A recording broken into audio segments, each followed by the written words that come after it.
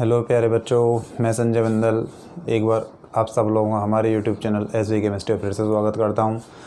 और प्यारे बच्चों, अब समय आ गया है एग्ज़ाम का। आपके इंतज़ाम की घड़ी ख़त्म हो रही है और आप सब लोगों को अब अपने एग्ज़ाम्स देने हैं। तो बीएससी फर्स्ट ईयर के लिए मैंने कुछ इम्पोर्टेंट क्वेश्चंस बनाए हैं, आप उसको एक गेस्ट पेपर कह सकते हो।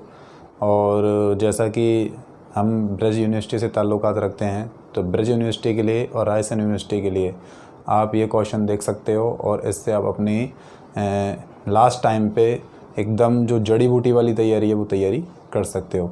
तो इसमें मैं प्यारे बच्चों आपके लिए लेके आया हूँ इनऑर्गेनिक केमिस्ट्री पेपर फर्स्ट के कुछ क्वेश्चंस। हालांकि ब्रज यूनिवर्सिटी ने ये तय कर दिया है कि अभी आपको केवल 2 ही क्वेश्चन करने हैं 10 में से, और आपका जो एग्ज़ाम का टाइम है वो 3 घंटे से घटा करके 1.5 घंटे कर दिया है। तो इसमें मैं समझता हूँ कि 2 क्वेश्चन करना बहुत बड़ी बात नहीं है। फिर भी कुछ बच्चे परेशान हैं, सिलेबस नहीं हो पाया, ये नहीं हो पाया, तो इसलिए मैंने कुछ क्वेश्चंस तैयार करे हैं, तो उनको आप देख सकते हैं। फिर भी मैंने 2 यूनिटों पर बहुत ज़्यादा फोकस करा है, बाकी 3 यूनिटों पर मैंने कुछ क्वेश्चन बनाए। मैंने हिंदी इंग्लिश और इंग्लिश मीडियम दोनों के लिए बनाए, तो आप उनसे अपना आप तैयारी कर सकते हैं।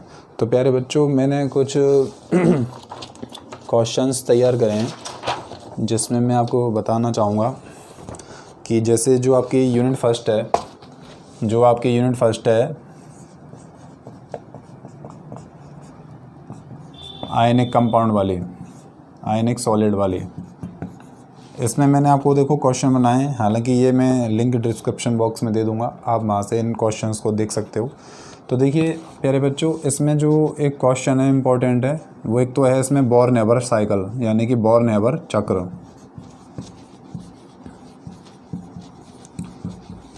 पूछ सकता है बोर्न हेबर चक्र क्या है, इसके उपयोग बताइए, और इसमें कौन कौन सी ऊर्जाएं लगती हैं उसकी कैलकुलेशन करवा सकता है।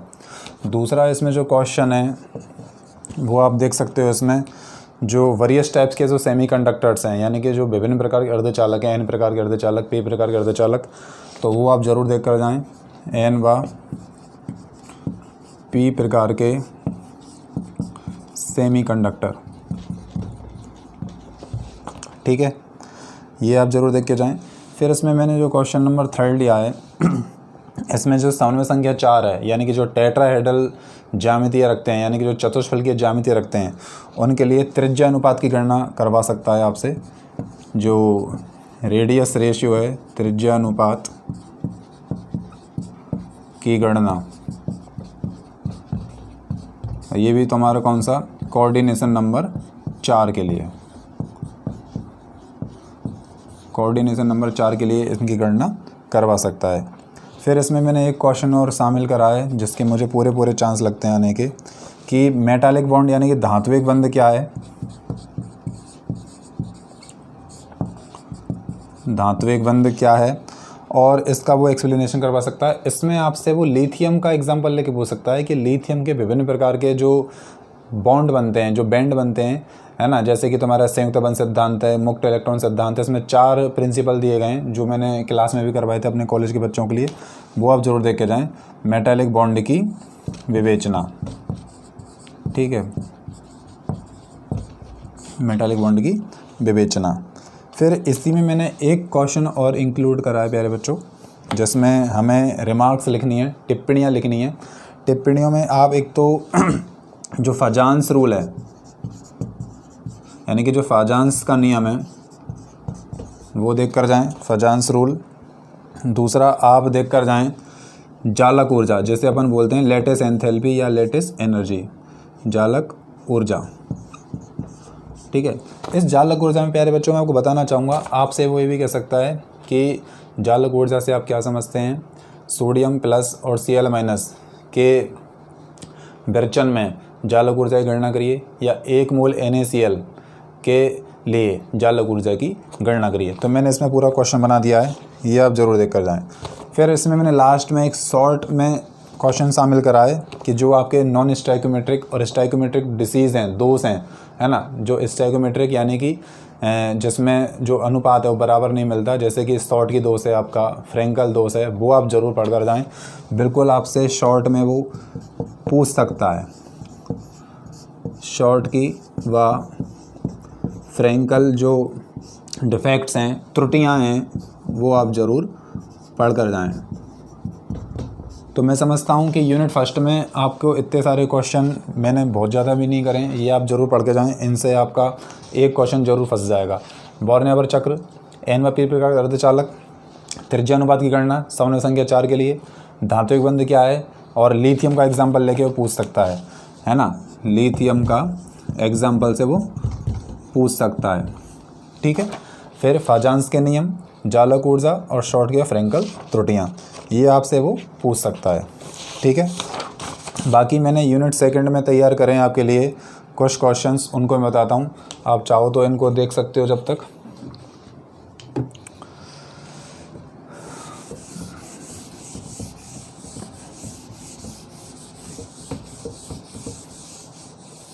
जो आपकी यूनिट सेकंड है प्यारे बच्चों, जो मैंने आपको यूनिट फर्स्ट के रूप में करवाई थी अपने कॉलेज में सबसे पहले, जिसमें देखिए आपकी कई सारे बच्चों ने, गर्ल्स ने मेरे से पूछा भी था सर बीबीटी हटा दी है। जी बिल्कुल, बीबीटी हटा दी गई है, बीबीटी आप नहीं पढ़ कर जाएँ।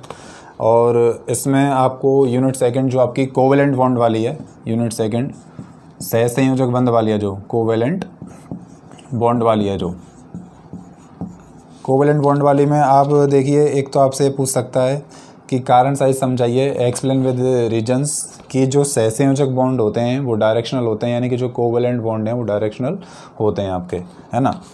सहसंयोजक बंध दिशात्मक होता है, सहसंयोजक बंध दिशात्मक, ठीक है। फिर आपसे पूछ सकता है कि NH3 ध्रुवीय है, अणु है, ठीक है, जबकि NF3 अध्रुवीय, यानी कि NH3 तुम्हारा पोलर है और NF3 आपका नॉन पोलर है, वो आपसे पूछ सकता है। फिर आपसे पूछ सकता है कि SF4 की जो ज्यामिति है वो विकृत डिस्ट्रॉल होती है, यानी कि डिस्ट्रॉटेड टेट्राहेड्रल होती है। विकृत बोलते हैं यानी कि खराब, विकृत चतुष्फलकीय होती है, टेट्राहेड्रल होती है, आप ये देख सकते हैं, ठीक है। ये क्वेश्चन तो इसमें ये है। अब देखिए, ये तो तुम्हारा हो गया बीबीटी वाला पार्ट। आप चाहो तो इसके बजाय पूरा की पूरा एमओटी वाला पोर्शन कर सकते हो, ठीक है, जहाँ से क्वेश्चन 100% डैम श्योर कह रहा हूँ आएगा। एमओटी में आप मार्कर और ऐसा ही चल रहा है। एमओटी में आप एक तो ये पढ़ के जाएंगे कि जो B2 और जो O2 मॉलिक्यूल हैं, है ना, वो अनुचुंबकीय होते हैं, यानी कि तुम्हारे पैरामैग्नेटिज्म होते हैं, ठीक है।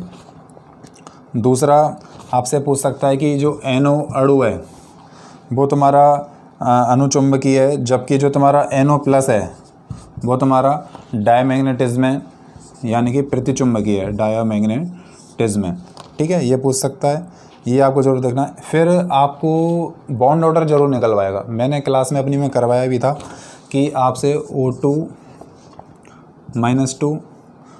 O2-, O2+ और O2+2, इनमें बॉन्ड ऑर्डर निकलवा सकता है। इसके लिए मैंने आपको एक ट्रिक भी बताई थी। आप 14 में करके, वो जो मैंने 2.5 कम करते चलेंगे। आपने जैसे 14 नाइट्रोजन है ना, नाइट्रोजन, इसका आपने मान लिया बॉन्ड ऑर्डर 3, इधर आप फिर 0.5 कम करते चलोगे, इधर 0.5 कम करते चलोगे। इस तरह से मैंने ट्रिक बताई थी, उससे आप इसको कर सकते हो। फिर इसमें क्वेश्चन है N2 अणु है जो, वो तुम्हारा प्रतिचुंबकीय होता है, यानी कि तुम्हारा डायमैग्नेटिज्म होता है, जबकि N2 तुम्हारा पैरामैग्नेटिज्म होता है, ठीक है। ये वाला तुम कर सकते हो, ठीक है, ये वाला। और इसी में तुम्हारा फिर बच जाता है तुम्हारी, एक तो बेस्पर थ्योरी पूछ सकता है, वो BSEPR थ्योरी पूछ सकता है। और बेस्पर थ्योरी में आपको जो एग्जांपल लेने हैं वो आपको समझवाएगा कि बेस्पर सिद्धांत के आधार पर आप ClF3 की संरचना की व्याख्या करिए, है ना, या BrF5 की करवा सकता है, और तो और आपसे अमोनिया की भी करवा सकता है, ठीक है। इनकी एक्सप्लेनेशन करवा सकता है स्ट्रक्चर्स की, तो वो आपको देख कर जानी है, ठीक है। फिर इसमें लास्ट टॉपिक बचता है तुम्हारा संकरण, हाइब्रिडाइजेशन, और संकीर्ण में जो बहुत ज़्यादा आपको सिलेबस में हाईलाइट करके दे रखा है ICl2 माइनस ICl4 माइनस और IF5, ये सारे के सारे इंटर हेलोजन कंपाउंड्स हैं, अंतर हेलोजन यौगिक हैं। इनमें ज़रूर पूछ सकता है हाइब्रिडाइजेशन, संकरण। और मैंने आपको संकरण निकालने की ट्रिक क्लास में समझाई भी थी, तो आप यहाँ से देख सकते हैं। देखो प्यारे बच्चों, मैं ब्रज यूनिवर्सिटी को ज़्यादा हाईलाइट लेते हुए चल रहा हूँ, इसलिए मैं उसके पॉइंट ऑफ व्यू से ही बता रहा हूँ। यही सारे क्वेश्चन आपको राजस्थान यूनिवर्सिटी में भी काम आ जाएंगे। हम बात कर रहे हैं अपनी राजस्थान की यूनिवर्सिटियों के बारे में, ठीक है। तो ये तुम्हारा यूनिट 3 होता है। उसके बाद में इतना भी आप कर लोगे तो 2 क्वेश्चन आपसे यहाँ से डैम श्योर बिल्कुल कंफर्म आपके आ जाते हैं, ठीक है। उसके बाद में अपन चलते हैं यूनिट 3 पे। यूनिट 3 में आपको 2-3 बातें ज़्यादा पढ़ के जानी हैं, वो मैं बता रहा हूँ कौन कौन सी पढ़ के जानी है आपको। देखिए लिथियम क्या है, एक ऑर्गेनोमेटालिक कंपाउंड है, यानी कि कार्बधात्विक यौगिक है। तो लिथियम जो तुम्हारा कार्बधात्विक यौगिक है,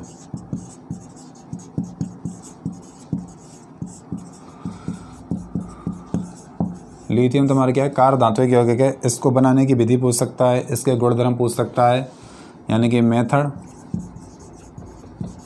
प्रॉपर्टी यानी कि कैरेक्टरिस्टिक, और इसका यूज़, ये आपसे पूछ सकता है वो, ठीक है।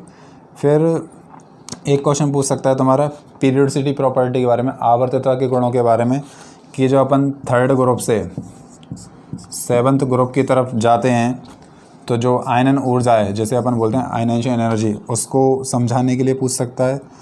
एक आपसे इसी में 3rd से 7th जाने पर इलेक्ट्रॉन एफिनिटी है ना, ये पूछ सकता है, इलेक्ट्रॉन बंधुता पूछ सकता है। और एक आपको पूछ सकता है 3रे, 4थे, 5वें ग्रुप के तत्वों की ऑक्सीकरण अवस्था यानी कि ऑक्सीडेशन स्टेट पूछ सकता है। ये सारे आए हुए क्वेश्चन है प्रीवियस ईयर्स के, मैं उसी के आधार पर गैस लगा के आपको बता रहा हूँ।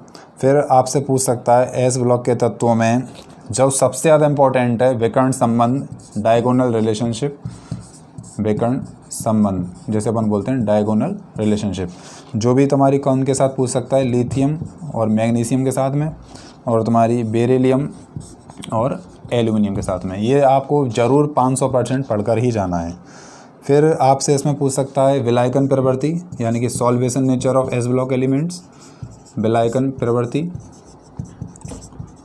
ठीक। उसके बाद आपसे पूछ सकता है इनर्ट पेयर इफेक्ट, अक्रिय युग्म प्रभाव, जो तुम्हारा पी ब्लॉक का है, अक्रिय युग्म प्रभाव। मैं अक्रिय युग्म प्रभाव यहाँ पर थोड़ा सा बता देता हूँ कि क्या होता है कि जो पी ब्लॉक के जो तत्व होते हैं उनका कॉन्फ़िगरेशन NH2 NP126 होता है, ठीक है। जब पी ब्लॉक के एलिमेंट बंध बनाने में केवल पी के पार्टिसिपेट करें, कक्षक के इलेक्ट्रॉन केवल पी के ही भाग लें, उसमें एस के भाग ना लें, तो वो तुम्हारा कहलाता है अक्रिय युग्म प्रभाव। और ये तुम्हारे ग्रुप में 1-2 पीरियड को छोड़कर 3रे 4थे तत्वों से चालू हो जाता है। यानी कि कहने का मतलब क्या, जैसे आर्सेनिक है, आर्सेनिक के तुम्हारे जो पी कक्षक के इलेक्ट्रॉन है वो क्या करेंगे, बंध बनाने में पार्टिसिपेट करेंगे, उसके एस कक्षक के इलेक्ट्रॉन बंध बनाने में पार्टिसिपेट नहीं करेंगे। यही तुम्हारा कहलाता है अक्रिय युग्म प्रभाव, इनर्ट पेयर इफेक्ट। तो इसको आप समझ सकते हो, कर सकते हो, ठीक है। इसमें एक और आप टिप्पणी पूछ सकता है आपसे क्लेथरेट यौगिक के बारे में, क्लेथरेट कंपाउंड, क्लेथरेट यौगिक क्या होते हैं उससे पूछ सकता है।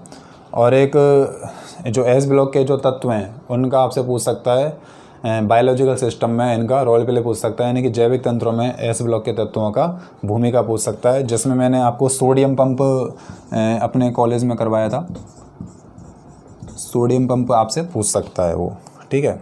तो ये आपके यूनिट 3 हो गए। अगर आप इतना भी करके जाते हो तो मेरा पूरा विश्वास है आप अच्छे मार्क्स प्राप्त कर सकते हो। अब मैंने सबका भला सोचते हुए 4थी और 5वीं यूनिट के भी कुछ क्वेश्चंस यहाँ पर करें हैं। तो देखिए जो 4थी 5वीं यूनिट है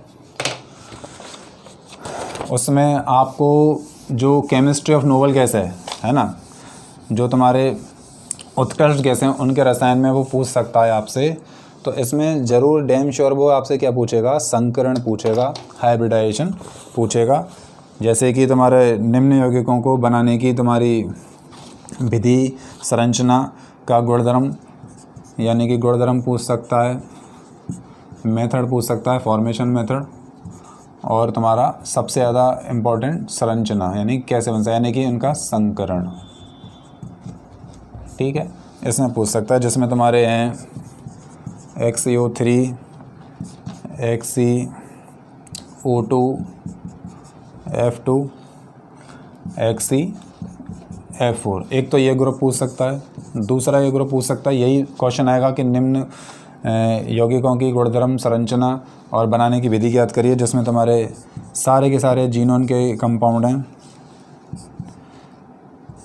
XCF6, XCOF2 और XCOF4। ये आपसे पूछा जा सकता है। अब संकरण निकालने की बहुत ज़बरदस्त ट्रिक मैंने नोट्स में करवाई थी, क्लास में बाकायदा समझाई थी जब हमने सेशन शुरू किया था, तो आप वहाँ से कर सकते हैं। ठीक है, और एक आप इसी में देख कर जाओगे फुलरीन पर टिप्पणी। फुलरीन क्या है, फुलरीन पर आप टिप्पणी जरूर देख कर जाओगे। फिर जो लास्ट यूनिट आपकी बचती है उसमें आपका एक तो ग्रुप डिस्प्लेसमेंट लॉ है, यानी कि बीन का वर्ग विस्थापन का नियम, वो आप ज़रूर पढ़ कर जाएंगे यूनिट 5 में। वर्ग विस्थापन नियम, ग्रुप डिस्प्लेसमेंट रूल, विस्थापन नियम। ठीक, एक तुम्हारा कृत्रिम तत्वांतरण, कृत्रिम तत्वांतरण जिसे अपन बोलते हैं इस पे तुम्हारा आर्टिफिशियल तुम्हारा टर्म्यूटेशन है ना। और एक तुम्हारा देख के जाओगे नाभिकीय समुच्चय खंडन, नाभिकीय समुच्चय खंडन, स्प्लिनेशन। और एक तुम्हारा द्रव्यमान क्षति, मास डेके, द्रव्यमान क्षति। तो इसी के साथ तुम अपना कम समय में क्या कर सकते हो प्यारे बच्चों, तैयारी कर सकते हो। और मैं इसके लिए सजेस्ट करूँगा कि जिन बच्चों के पास हमारे वाले नोट्स नहीं हैं तो वो मार्केट से सुमित सॉल्व पेपर लेकर आएँ और सुमित सॉल्व पेपर में से वो ये क्वेश्चन कर सकते हैं। ठीक है, मुझे नहीं पता कि उसकी भाषा कैसी है, बस मैं आपके लिए क्वेश्चन बता रहा हूँ। और ये सारे आप कंटेंट तैयार करिए, नोट्स में मैंने सारा कुछ लिखवाया है। ऐसे ही मैं आपको ऑर्गेनिक और फिजिकल केमिस्ट्री के गैस पेपर मोस्ट क्वेश्चन के रूप में अपलोड कर दूंगा। तो इसी के साथ मैं आपसे विदा लेना चाहूँगा। मैं आशा करता हूँ आप पढ़ाई करेंगे और अपना बढ़िया एग्ज़ाम कर आएंगे। तो सारे बच्चों के लिए wish you all the best. धन्यवाद। जय हिंद।